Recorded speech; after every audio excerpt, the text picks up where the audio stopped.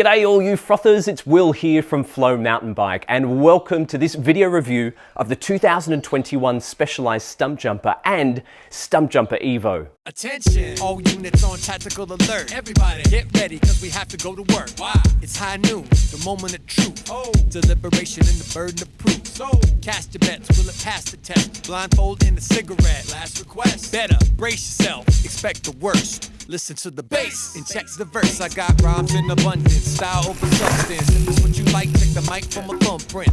Coughing up some mark the cup. That's right folks, Specialized has a brand new Stumpjumper and Stumpjumper EVO platform for 2021. And we've actually been testing both bikes for the past couple of weeks. Now before we go any further, if this is your first time joining us on YouTube, make sure you hit that subscribe button because we have tons of cool videos coming your way in the near future. Secondly, the full reviews of both of these bikes are currently live on flowmountainbike.com. We've put links in the video description below. Click on those and that will take you through to the full review of both the Stumpjumper and Stumpjumper EVO. In this video, we'll be giving more of a broader overview of the Stumpjumper and Stumpjumper EVO platforms. I'll be talking about some of the unique features of each bike and what's changed over the previous models, but more importantly, we'll be talking about their on-trail performance and how these two bikes compare directly to each other and ultimately, what kind of rider is best suited to each bike. First up, we're going to talk about the regular Stumpjumper, and for 2021, Specialized has undergone a big consolidation of the Stumpjumper range. No longer are there long travel or short travel versions or even 27.5-inch wheels. The new Stumpjumper goes to 29-inch wheels only, and it also has a little bit less travel than before. We've got 140mm travel fork and 130mm of rear wheel travel. Specialized calls it an aggressive short travel trail bike. Whatever label you want to give it, this bike's playing in a similar space to the Trek Fuel EX and the new Giant Trans X. Perhaps the biggest news on the new Stumpjumper platform is the fact that the FSR Pivot is no more on the carbon frames. That's right, Specialized has ditched the FSR Pivot in favor of a flex stay arrangement, and that sees the Stumpjumper morphing into effectively a single pivot suspension platform. Now Specialized says it did this because it wanted to improve the Stumpjumper's climbing performance and pedal efficiency, and it also wanted to lower weight on this bike as well. The frame is claimed to be 100 grams lighter, which doesn't sound all that impressive, but it is when you factor in that this new frame is considerably longer than before. Specialized also claims that it is both stronger and stiffer than the outgoing Stumpjumper.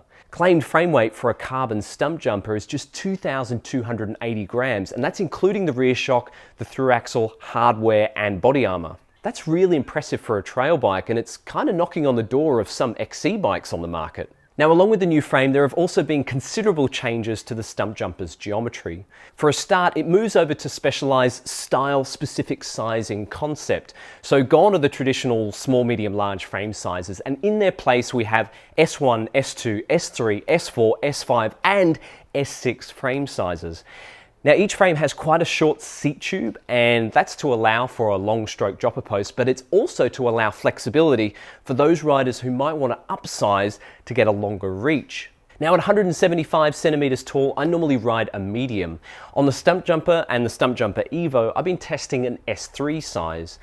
At my height, however, I could downsize to the S2 if I wanted a shorter cockpit and a shorter wheelbase for a more nimble and agile ride, or I could upsize to the S4 to get that longer reach, longer wheelbase for a more stable and planted ride at high speed. Regardless of frame size though, the head angle on the Stumpjumper has kicked back considerably.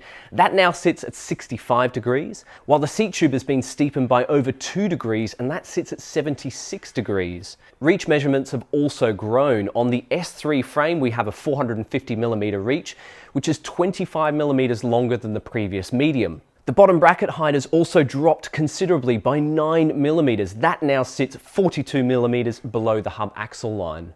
The chainstay length is 5mm shorter than before at 432mm. However, Specialized has given the larger S5 and S6 frame sizes a 10mm longer chainstay length in order to keep weight distribution more consistent throughout the size range. Now the geometry flip chip does carry over from the previous Stumpjumper. The bike comes set in the low and slack position, but flipping that geometry chip in the lower shock mount does lift the bottom bracket by 7mm, and it also steepens the head and seat tube angles by half a degree. As for complete bikes, there will be 6 Stumpjumper models coming into Australia for 2021. 2 of those will use alloy frames and the other 4 will use carbon fibre frames. The prices will start at just 3,200 Australian dollars for the Stumpjumper alloy, and they'll go all the way up to $15,500 for the S-Works Stumpjumper. Now the bike that I've been testing here is the Stumpjumper Pro. This is one step down from the top and it's going to retail for 12,000 Australian dollars. For your money, you're getting a Fox Factory Series suspension package with a 34 Grip 2 fork on the front and a float DPS shock on the back. We've got Roval Traverse carbon fibre wheels, specialised tyre combo with a Butcher on the front and a Purgatory on the back. We have SRAM G2 RSC brakes with a 200mm rotor on the front and a 180mm rotor on the back. A SRAM X01 Eagle drivetrain and that big 10 to 52 cassette on the back. Confirmed weight for our test bike is just 12.84 kilograms, and that's weighed with the tyres set up tubeless and without pedals. So how does this bike actually ride on the trail? With Specialized having refocused the Stumpjumper into more of a pure trail bike, this bike is lighter, tighter, and more sprightly overall. It's basically been improved in every way. The suspension in particular is absolutely superb, and I have to give a shout out to the Grip 2 fork, which is a brilliant performer. Now this is considerably plusher and more active than the Fit 4 version of this fork, but it's also about 200 grams lighter than a Fox 36. And on the trail, it does feel really lively and it suits this bike's personality really well. It can be a bit intimidating to set up because you've got both high and low speed compression and rebound damping. For that reason, Specialized has a suspension setup calculator on its website, and I can highly recommend using that in order to get a baseline tune for both the fork and the rear shock. Now speaking of the shock, this is a Fox Float DPS, but inside there's some custom trickery going on. The Specialized has actually custom tuned it with a digressive compression tune, but a progressive rebound tune. Now the progressive rebound damping is partly necessary due to the carbon flex stays, which do store energy as they get closer towards full travel and release that energy as they spring back under rebound. To control the back end from springing back too quickly, the rebound damping has a load of high speed support.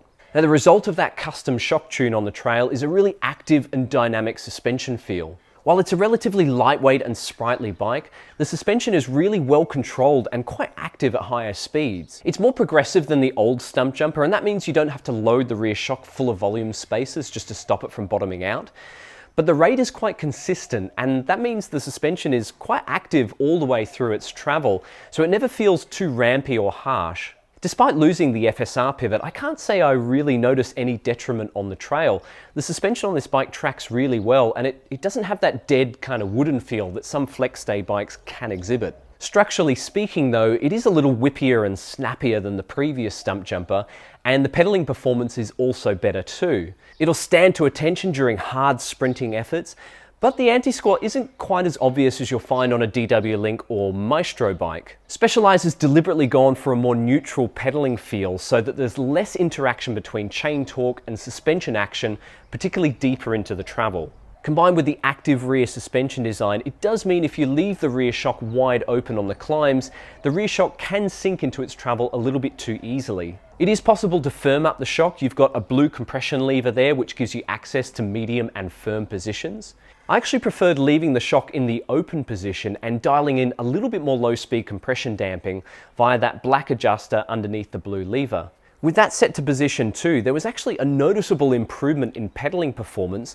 The rear shock didn't sink into its travel as much on the climbs, and it also gave my feet a firmer platform to push off when I was kind of pumping the bike through rolling terrain. Not only did it provide really well balanced suspension performance, it meant I could just leave the shock in the wide open position and just concentrate on riding rather than toggling levers on the shock all the time. Now, while I suspect most riders are going to leave this bike in the low and slack position, I did experiment by flipping the geometry chip into the high position. Now, I didn't notice a huge difference in handling. The steering was perhaps a little bit sharper, but the head angle is still relatively slack at 65.5 degrees. What I did notice though was the extra 7mm of ground clearance underneath the pedals, which was fantastic for technical climbing where you want as much clearance as possible so you can pedal up those really tricky, rocky, ledgy climbs. Indeed, for the riders who are tackling more rugged and natural terrain with a lot of tech-heavy climbing, it's really worth trying out that high position to get the added ground clearance because this bike is quite low out of the box. Now, aside from the excellent suspension and handling on the Stumpjumper, I love that Specialized has sweated the details on this bike. There are guide tubes to help with the internal cable routing. We've got a nice lightweight upper chain guide, and there's generous protection underneath the down tube and along the chain stays and seat stays. And all of this results in a really quiet ride. There were no rattles, creaks or groans on the Stumpjumper Pro all the way through testing. I also love the SWAT door system and the fact that this bike comes with a bottle cage, EMT multi-tool and a tool roll, which is a really nice touch. Other nice touches on this bike include the slick transfer dropper post and that lovely Fox 1x lever. And I will have to say the touch points on this bike are really well dialed. The saddle's comfortable, lots of vibration damping from the Deity lock-on grips, and I really like that Deity copperhead stem too. No, it's not the cheapest bike, but it is a terrifically capable package, and it's worth noting that much of this bike's DNA trickles down through the range all the way to that entry-level Stumpjumper alloy. Overall, I have to say the new Stumpjumper is certainly more capable than the old bike, but it's the added enthusiasm that gives it a really lively and energetic feel on the trail. And certainly in the world of 130mm travel trail bikes, this is up there as one of the best going. Right, so let's talk about the new Stumpjumper EVO, which for 2021 also gets a complete wholesale redesign. Now, rather than being the radical offshoot of the Stumpjumper, this bike has kind of evolved to be its very own platform. It's got more travel than before. We have a 160mm travel fork on the front and 150mm of rear wheel travel, and that puts it squarely in the middle of the regular Stumpjumper and the Enduro. The Stumpjumper EVO also moves to 29-inch wheels, however you can set it up as a mullet bike with the addition of an aftermarket suspension linkage which is specifically designed to run the smaller rear wheel. As well as having more travel than the regular Stumpjumper, the Stumpjumper EVO is also longer and slacker, and it's also more adjustable too. There's a geometry flip chip which is actually found at the FSR Pivot on the chainstay, and that gives you access to high and low settings. Where things get really interesting though is the adjustable head angle. You get two upper headset cups with this bike, and that gives you access to a head angle from 63 to 65.5 degrees. Along with the chainstay flip chip, that gives you 6 different geometry positions on the Stumpjumper EVO. Now for 2021, there are only 2 complete Stumpjumper EVO models coming into Australia. There's the Stumpjumper EVO Comp, which will sell for 6,900 Australian dollars, and the Stumpjumper EVO Expert, which will sell for 9,300 Australian dollars. There's also an S-Works Stumpjumper EVO frame, which is going to sell for 5 grand on its own. Worth mentioning is that all of the frames use the same Fact 11 carbon fiber, with the S-Works model upgrading the carbon links to drop a little bit more weight. As of this point in time, Specialized says there are no plans to introduce an alloy Stumpjumper EVO. Now for the past couple of weeks, I've been testing this bike here. This is the Stumpjumper EVO Expert. Just like the regular Stumpjumper, I've been riding the S3 size, which is effectively a medium. Compared to the regular Stumpjumper Pro, the Stumpjumper EVO Expert is over 1 kilogram heavier. Confirmed weight for our test bike here is 13.94 kilos. A lot of that comes down to the burlier build kit on this bike. So whereas the regular Stumpjumper has a lighter Fox 34, an inline shock, G2 brakes, faster rolling tyres and 780mm bars, the Stumpjumper EVO has a bigger Fox 36 on the front, a piggyback shock, stickier rubber, bigger brakes and 800mm wide handlebars. The frame is also significantly chunkier on the Stumpjumper EVO. Specialized says it's about 0.5 kilo heavier. The down tube itself is much bigger, and we've actually got quite a bit more volume inside the SWAT door. A really neat feature with this bike is, as well as coming with the multi-tool and bottle cage, you also get a tool roll inside and a soft bladder that allows you to carry an extra 650ml of water. I really love that feature about this bike. It means you can carry about 1.3 litres of water without ever needing a backpack. Along with the deeper suspension feel and that raked out geometry, it all adds up to a bike that has a load more confidence on the descents. The Stumpjumper EVO has a real thirst for riding fast down steep and rough trails, and in effect it's much more of an enduro bike. That said, it is more versatile than Specialized 170mm travel enduro bike, which is called the Enduro. The Stumpjumper EVO is an easier to manage bike, and it also pedals better than the Enduro too. Along with the geometry adjustment, which allows you to tweak the handling and riding position, I do see the Stumpjumper EVO becoming a really popular option with Australian enduro racers, given that Australia isn't exactly endowed with big alpine terrain. That said, with the extra weight on this bike, the stickier tyres and the more active suspension performance, I wouldn't say it lives for climbing. The regular Stumpjumper is the better climber of the two, and we're talking both smooth and technical climbing here. It's lighter, it's more efficient, and it's also got faster rolling tyres as well.